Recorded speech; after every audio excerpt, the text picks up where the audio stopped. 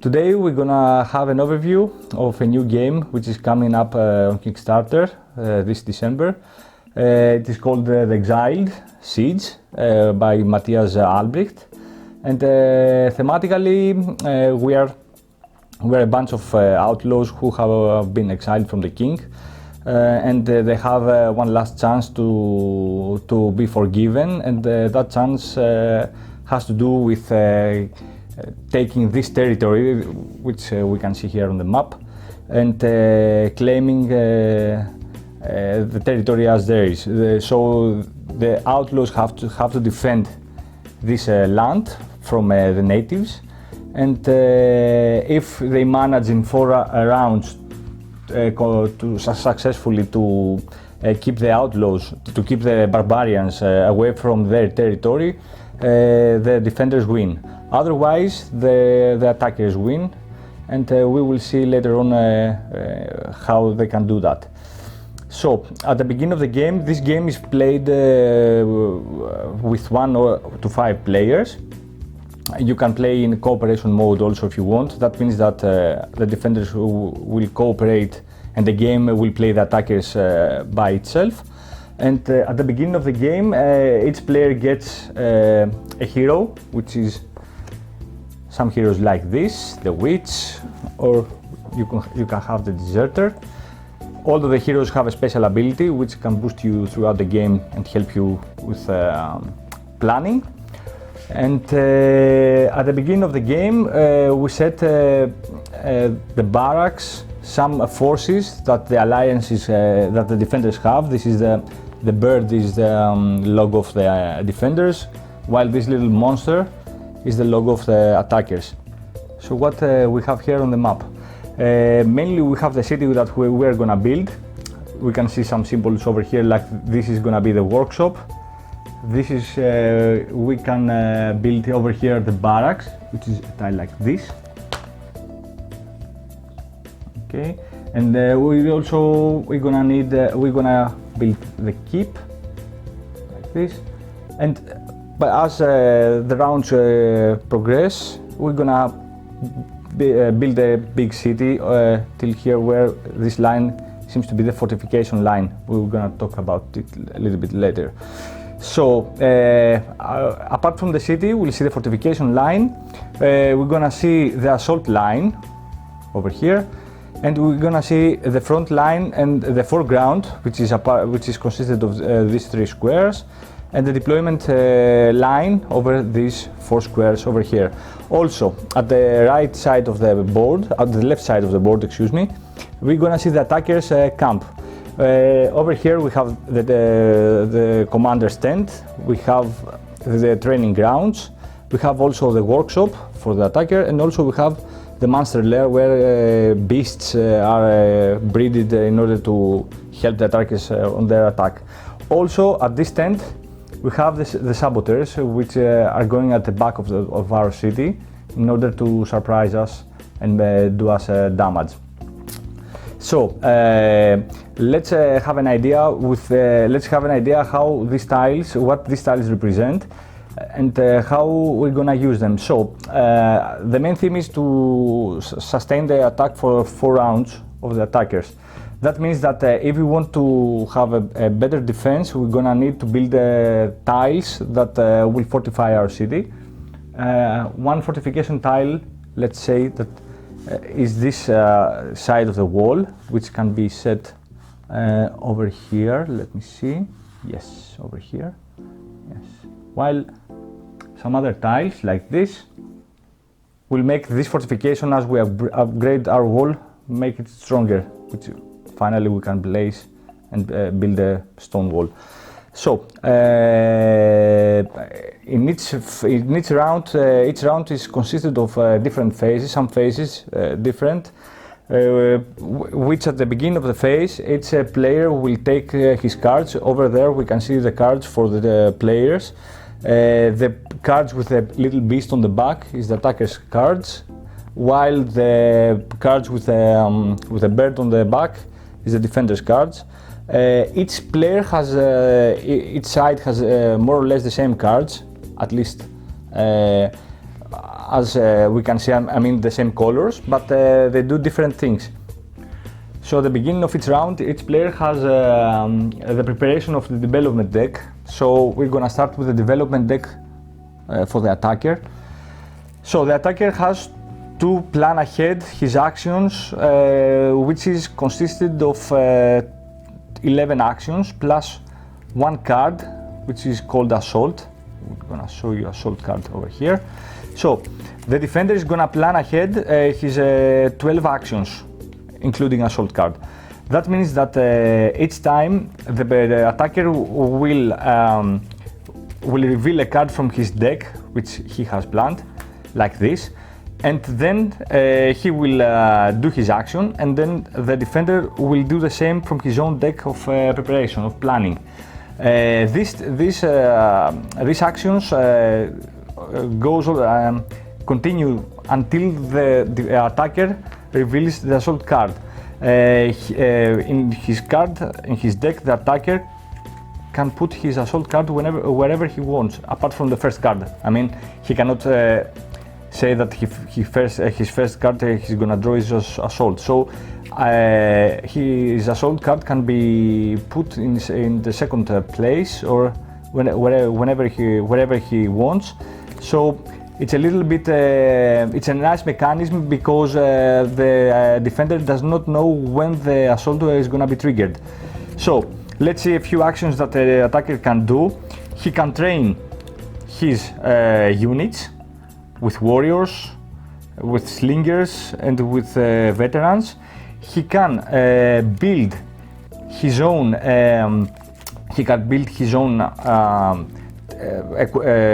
Buildings, which is corresponded here with the mark of the letter. I mean, here's the training grounds have level 1 building. So if we upgrade the training grounds, we're gonna change this building to number 2. That means that we have training grounds level 2, and so on. He can upgrade his workshop, and he can upgrade also his master lair, which is over here, like breed, where he breeds his monsters. So these are some kind of actions. Also, he has spread the disease, which this card, if it is played, negates a card of the defenders. Also, the same happens here with another card called, let me see, we have it over here, which is called Destroy Supply Lines. So these are some actions of the attacker. He makes his deck of 11 cards plus 1, which is the Assault card, 12 cards, and he put his deck face down, waiting for the defender to make his own deck. What we can say here in these mechanisms over the game is that when we need to build a building, we just need to play a card from the deck, which is called build. That means that I can build the workshop. That makes it easy for me to put the level 1 marker over here in the workshop to declare that I have already built the workshop. If I want to, in a later round, upgrade my workshop to number 2 level, I have to play 2 build cards consecutive. That means that by the time I play 1 build card, I declare that this build card is going for the workshop. So I'm waiting for a second build card in order to upgrade my build card. The same happens with the training, with the only difference that in order to train 2 level warriors, 2 level units, I need to have 2 level training grounds. That means 2 level barracks. I can't train 2 level units if I have 1 level barracks, and so on. So this is how it works for the defender, for the attacker. The same happens with the machines.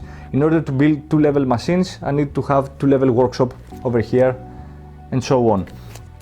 So this is how the attacker's deck works, and the same goes for the defender. The defender has more or less similar actions. He also makes a deck of his 12 cards. He has build machines, he has to build towers. He can train also his units like the attacker does.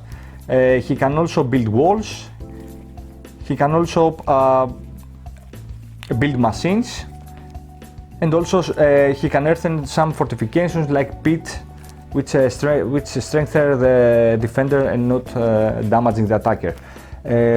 So those two decks are put aside, and then starting from the defender, he reveals one card, and then the attacker does the same. And the same goes until the 12 cards have been exhausted, or if the assault card has been triggered from the attacker's deck. If the assault card is triggered from the attacker's deck, then we move to the next phase, and the remaining cards from these two decks are being discarded. They're not taken into consideration. So we move to the next phase, which is the siege stage, and which consists from 5 different phases. So we put these decks aside.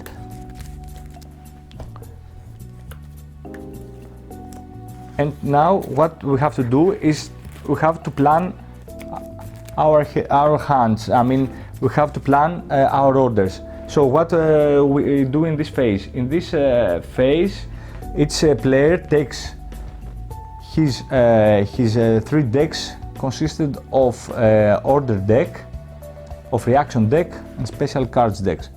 In the orders deck, here is the cards where we command our troops and give orders. We're gonna take some cards which are the starting cards. I mean, these cards are gonna be in the deck as we start the game, and then we're gonna boost our orders with special cards which can be taken from different buildings that we're gonna build and upgrade. So this player aid, which comes with the game, has an idea for the upgrades that we're doing on the buildings.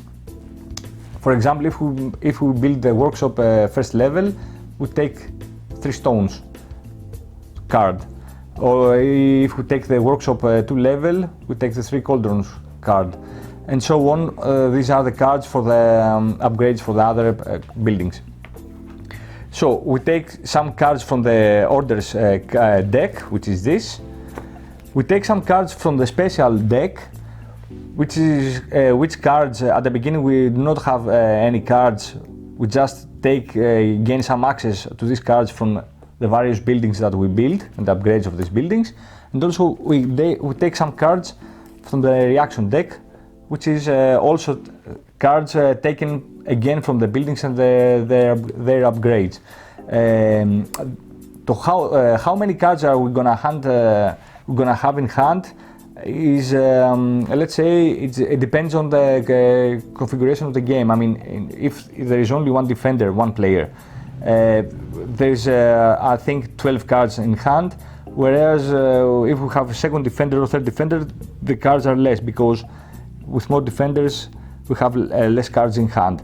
So it's the same does also the attacker with his own decks, also the order deck, like this, more or less the same cards. He takes also some special cards and some reaction cards, and then we are ready to give the orders and to start playing these cards. What we can say about these cards is that we have some info about them. I mean, if an order is executed like this, that means that we have an assault card with the ladders over here. We have the ranged attack with the arrows, or if we search a little bit the deck, we could see that we have some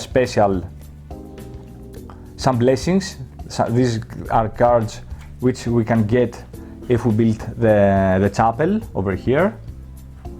Chapel. Okay. Yes. And we have also, let's see, yes, we have also some cards that we can take in from the library if we build the library over here. So after the players have taken their cards, each player is gonna deploy his units that he has gathered from his space. The defender has gathered units over here, the attacker has gathered his units over here. The units have been gathered from the previous phase with the cards where we trained and we took our units. So each player is gonna defend, is gonna deploy his units, And what we can see now on the board is that each territory, each space, has some info. That info is the little circle, which is the action space. That means that if we activate that space, just put this token over here, implying that this space has been activated. And also a number with a person, which means how many people can hold this territory. That means it can hold 3 units. If we upgrade this unit, like let's say this tower, we see that this tower holds at the beginning of the game one unit, but if we build a better tower, it holds 2 units. And if we build a better tower next rounds, we can hold 3 units and one, let's say something like catapult. Yes, a catapult. And if we fortify this, we can hold 4 units and 2 catapults, plus 2 action spaces. On the tiles, if we watch carefully, we can see that there's a Roman number over here, which is the level of the building. So in this example, we have a level 3 tower. First, we begin with level 1 tower, like this, and then while we upgrade, we change to level 2, and later on in level 3. So a defender attacker deploy their units. The attacker will deploy his units in the deployment phase, where he can hold 16 persons and plenty of war machines, while the defender is gonna deploy his units in his fortification area, which are this symbol. The spaces beyond the fortification area is just to hold buildings and does not hold any units, because all the units are gathered at the fortification in order to hold the castle. So here we are in an advanced round of the game, and now we're gonna show how the assault is made. It's a player who, as we said, he's gonna make his deck from orders, special orders and reactions. So let's say that the defender is playing, it's his turn, and he plays his cards, so he makes an order, and if he wants, it depends on him of course, he can play also a special order, which is kept face down until we resolve the cards. Then the defender, the attacker, is gonna to decide if he's gonna react on this action. So the attacker also plays his reaction, which is his green card. So by the time we do that, the cards are revealed, and we resolve the actions of the cards. After that, we continue with the battle, because we have given orders to our units. So theoretically, if we had, let's say we had a battle, let's see how a battle is played. So for example, if we give an order to these units, which is a white unit supposed to be armsmen, so these units, they have to attack. So this order is, so let me find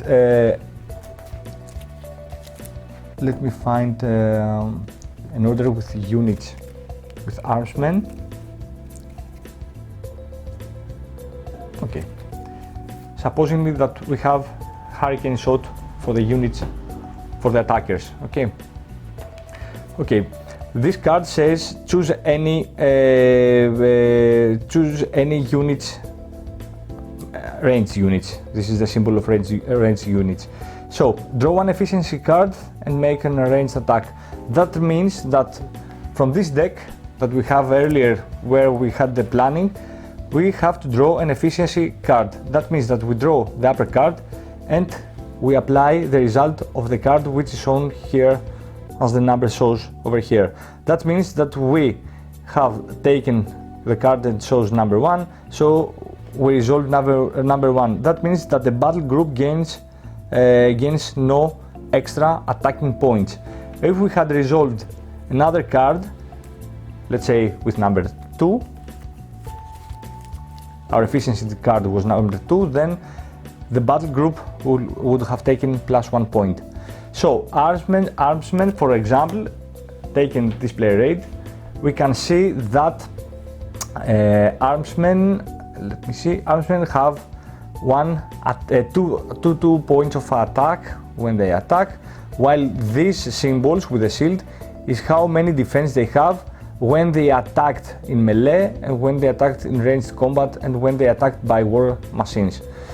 So these armsmen over here have 2 points do each of them 2 points of damage, and if we have taken this card, we have taken efficiency card with an extra point, this like +1, let's say, for example, those armsmen would have 3 damage each. So these armsmen attack the gates, and the armsmen over there, where for the ranged attack, have defense 2, plus the level of the gates they are supporting. This is a 2-level gate because it is upgraded. That means they take +2 in the defense, each of them. So their defense is 2 + 2 is 4 for this and 4 for this, while the strength for these are 2 only. So we have a 4 against an 8 value. That means that these 2 archers will kill only 1 defender, but if the defender survives, he attacks back, and with his 4 damage he can wipes both of them. So this is let's say a typical example of how combat is made. We're gonna do this with giving orders 4 times, and each time we do the battle, we do the cleanup. That means that whenever we use a unit in our map, we put a symbol over here to show that this unit is being used. That means that we cannot use this unit anymore for this round. So at the cleanup phase, we clean this marker, so this unit is ready again to be deployed or to attack at the castle. Also, what we have to keep in mind is that if we want to make a move order, we won't find any move orders in this deck. To play a move order is just pick a card, a move card, an order card, and say, I'm not gonna play the text, I'm gonna just move. So moving means that you take any units from a territory and move it to an adjacent territory. So let's say if we have these units over here and play a move card, we could do this. Take these units over here and these units over here, because these 2 territories are adjacent to territory number 6. So in order just to move, you just play an order card, you declare that you're playing a move card, and you move your units to an adjacent territory. Then you mark the territory where the units ended their movement. That means over here, not the territory they started from, because if you put it over here, then you have again the units available to be played in the same round, and this is some kind of broken mechanism. So you mark the territory the units ended their turn, in order not to be moved again in this round again, but only in the next round. So after 4 phases have been done, 4 battles have fought, then we move to the second round, where we again deploy our decks like we did before. We take these decks and we take out again 12 cards, and then each player resolves his deck until the assault card from the attacker comes out. And then again we take our decks again back, and we make our orders.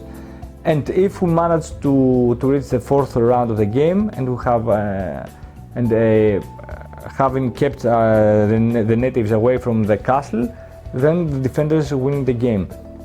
So more or less, in order to make it more clear for how to win or how to lose the game if you are the defender, we can say that you can win the game if no defenders are left on the map, or if the castle has suffered too much damage. This is a damage tracker. At the beginning of the game, the castle has his endurance is at 4. If he drops lower to 1, then the castle has been breached and the attackers are the winners. If the attackers have no units on the map, then the defender, or if if at the end of the 4th round the castle has not been breached, then the defenders are the winners. This is how you play the game, more or less. I think it has some very cool mechanisms, like the assault card, where you don't know when the attacker is gonna attack, so you don't know how to plan, because in reality, if you have your attacker in front of you, you don't know his next move, so you don't know how to plan. This is a very nice mechanism with the assault card. Also, a very nice mechanism is the upgrading, that you have to play two cards in subsequent rounds in order to train a two level units, or 3 subsequent cards in 3-level units. Even if it happens if it happens that the assault card comes out while you train your soldiers, you just put a training marker on the barracks, implying that you have already trained once, so you stopped over here, and on the next round you can continue your training without losing your cards. It's a nice game. We like it very much. We hope that it will be funded successfully this time. It is expected around 10th of December to launch on Kickstarter, and definitely we're gonna support this. Thank you for watching.